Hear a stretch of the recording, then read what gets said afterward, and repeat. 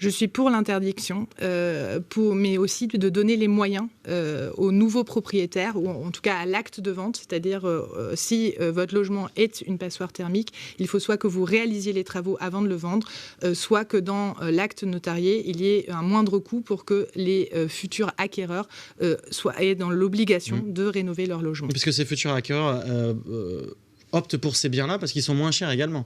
Et on est dans un contexte où c'est très compliqué aussi sur le marché de l'immobilier. Tout à fait, mais le mal logement est aussi une réalité et un fléau dans notre pays.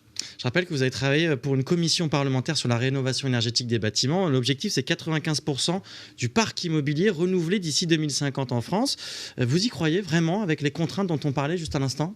Je pense qu'on a beaucoup plus de solutions qui sont là, mais il faut s'emparer réellement du chantier. On a essayé de lever l'ensemble des freins qu'on a vus dans la rénovation, parce que ça paraît un chantier colossal, et c'est un chantier colossal, mais c'est pour ça qu'on a voulu mettre les chiffres, la réalité des chiffres, et aussi se dire quels sont les freins. Les freins sont l'accès au financement, mais sont aussi le développement et la structuration d'une réelle filière du BTP dans la rénovation. C'est totalement possible, on en a les capacités, ça ramènerait de l'emploi, du mieux vivre, moins de charges et moins de dépendance à la fluctuation des prix de l'énergie qui sont une vraie préoccupation, notamment pour le pouvoir de vivre.